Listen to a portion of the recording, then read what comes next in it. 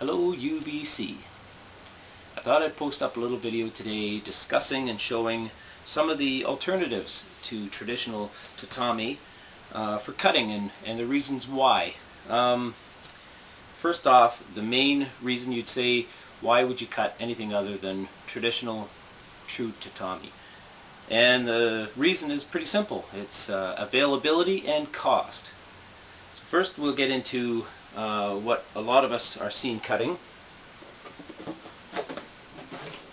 Various sizes of plastic soft drink and water bottles, milk jugs like this one, and even the cardboard style waxed milk jugs like this. These are all great and fine to cut. I haven't seen anybody really do any damage to a sword using them, and there doesn't seem to be an issue of safety really, and they give pretty good feedback. You make a nice cut on a water bottle, the base stays there, you know you have a pretty good cut and pretty good edge alignment on that. And these are commonly available. They don't cost anything. They're basically garbage. If you live in a community like we live in where these things are recycled, well, once these are cut into 2 or 3 pieces, they fit a lot easier into the recycle bin. So you're doing a good thing. Chop them down, store them up, ship them off.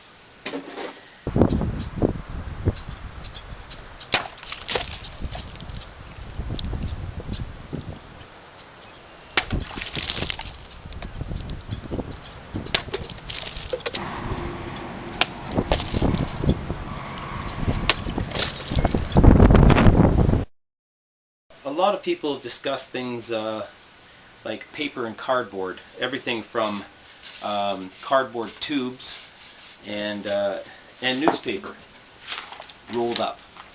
The problem is, most people say, is that it's somewhat abrasive and can scuff your sword blade a little bit. I find that most targets we use, even water-soaked mats, do cause a bit of abrasion to a sword blade. You have to sometimes polish them up or put up with it.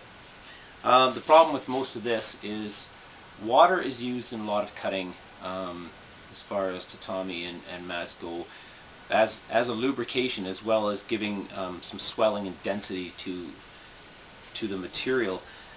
These you can't soak. They would just go into a limp, soggy mess. So you have to cut them dry. Same kind of thing with newspaper. You roll up newspaper, it's very dense, very thick. It's actually a thick target, but if you do soak it, you end up with a soggy mess, and it's kind of limp and yucky. And so I don't do a lot of cutting with anything like that. People have discussed cutting things like cardboard boxes, like their sword boxes, and dense cardboard tubes that come with swords. The problem again is abrasiveness. And it's a dry target, and you can't soak them or prepare them anyway. There's no real harm to doing it, but take that as it is.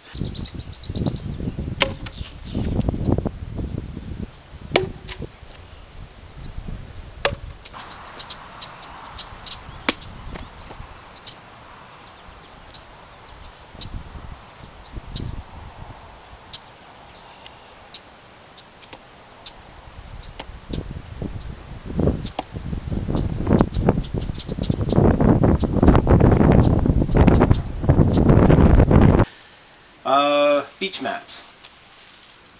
These ones come from a dollar store. We have a lot of stores around here that are discount stores called Mighty Dollar, Dollarama, Buck or Two, and so forth. These range anywhere from $1 each to $2 each, depending on where you get them.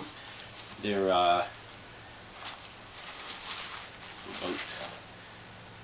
24, 26 inches by 6 feet or so.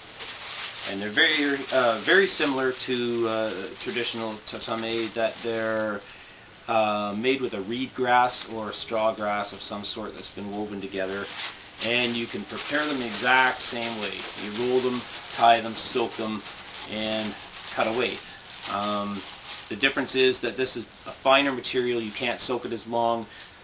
Positive side, doesn't take as long to prepare the mats, to soak them. On the negative side, they will go soggy real fast if you leave them in too long. Gives you a kind of a sloppy target. Tends to bend and fall over. Two of these together, pretty much the same kind of consistency as a half mat of real tatami.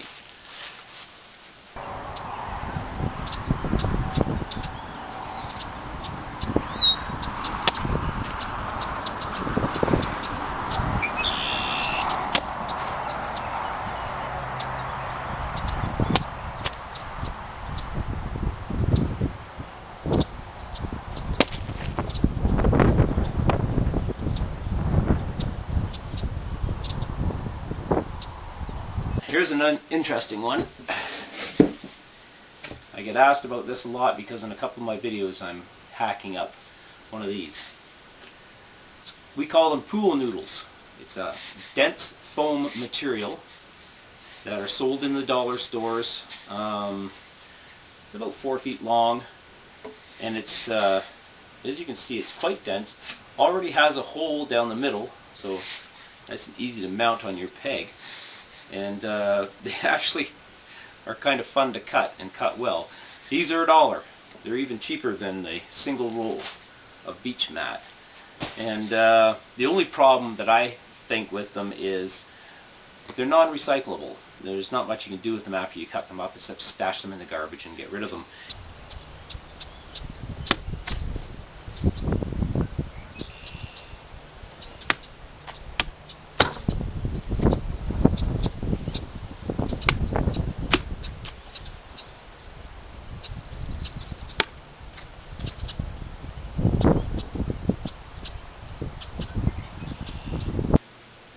Okay, we had a little fun cutting. Let's review what we learned.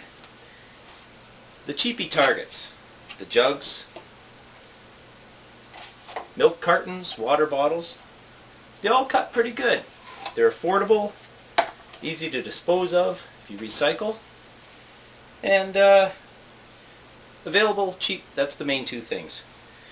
The cardboard tubes, well, what can you say? You can't change the density of them, you can't double them up, and they're not as readily available. They're just kind of one of those things you come across. Not too impressive.